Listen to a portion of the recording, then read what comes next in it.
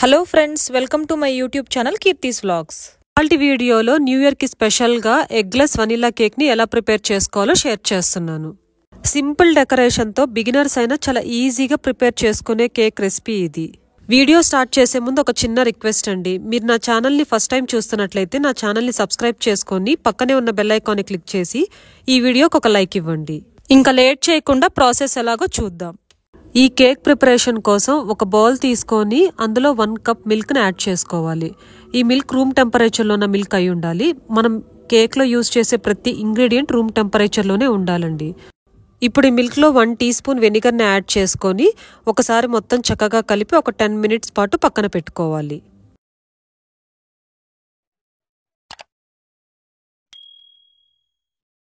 ఇప్పుడు dry ingredients కోసం ఒక బౌల్ తీసుకొని అందులో 1.5 కప్స్ మైదాని తీసుకోవాలి. ఇందులోనే మనం 1.5 టీ స్పూన్ బేకింగ్ పౌడర్ ని, ఒక 1/2 టీ స్పూన్ బేకింగ్ సోడాని యాడ్ చేసుకొని ఒకసారి మొత్తం చక్కగా మిక్స్ చేసుకొని పక్కన పెట్టుకోవాలి. ఇప్పుడు వెట్ ఇంగ్రీడియంట్స్ కోసం ఒక బౌల్ తీసుకొని అందులో ఒక 3 టేబుల్ స్పూన్స్ బటర్ ని యాడ్ చేసుకోవాలి. అలాగే ఇందులో 1/4 కప్ ఫ్లేవర్లెస్ ఆయిల్ ఏదైనా యాడ్ చేసుకొని ఇందులో ఒక 2 టేబుల్ స్పూన్ షుగర్ ని యాడ్ చేసుకొని మొత్తం చక్కగా బీట్ చేసుకోవాలి.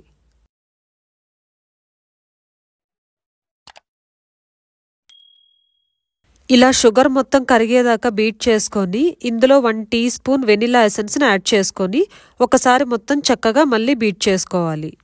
ఇప్పుడు ఇందులో 3/4 కప్ కండెన్స్డ్ మిల్క్ ని యాడ్ చేసుకొని మొత్తం ఒకసారి కలిసేలాగా మిక్స్ చేసుకోవాలి. కండెన్స్డ్ మిల్క్ అనేది బయట సూపర్ మార్కెట్స్ లో ఎక్కడైనా అవైలబుల్ గా ఉంటుందండి.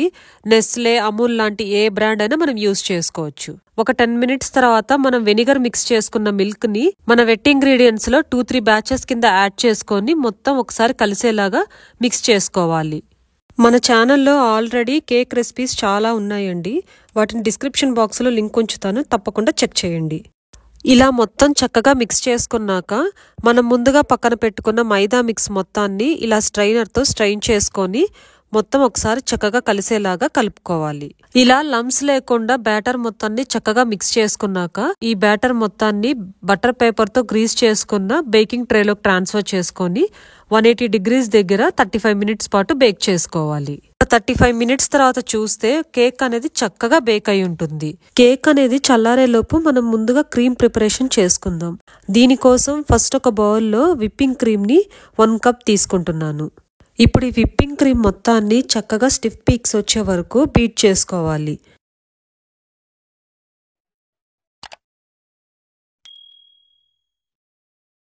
కేక్ పూర్తిగా చల్లారాక బేకింగ్ ట్రే నుంచి డిమోల్డ్ చేసుకొని కేక్ ని బయటకు తీసుకోవాలి. ఇప్పుడు కేక్ ని లేయర్స్ గా కట్ చేసుకోవడం కోసం ఒక థ్రెడ్ ని తీసుకొని ఇలా వీడియో క్లిప్ లో చూపిస్తున్నట్లుగా థ్రెడ్ ని స్లోగా లాగితే మనకి కేక్ అనేది లేయర్స్ కింద కట్ అవుతుంది. ఇలా లేయర్స్ గా కట్ చేసుకోవడం కోసం థ్రెడ్ యూజ్ చేయడం అనేది ఈజీ అండ్ బెస్ట్ వే. ఇప్పుడు కేక్ డెకరేషన్ కోసం కేక్ బోర్డ్ తీసుకొని కొద్దిగా క్రీమ్ ని అప్లై చేసి దాని మీద మన కేక్ లేయర్ ని యాడ్ చేయాలి.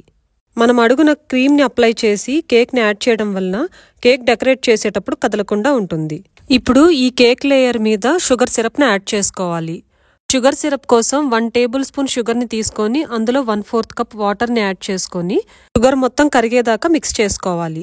లేదా మనం స్టవ్ మీద అయినా సరే షుగర్ కరిగేదాకా మిక్స్ చేసుకొని ఆ షుగర్ సిరప్ ని ఫ్రిడ్జ్ లో పెట్టుకొని షుగర్ సిరప్ కొద్దిగా కూల్ అయ్యాక ఆ షుగర్ సిరప్ ని తీసుకొని మనం కేక్ లేయర్ మీద అప్లై చేసుకోవాలి.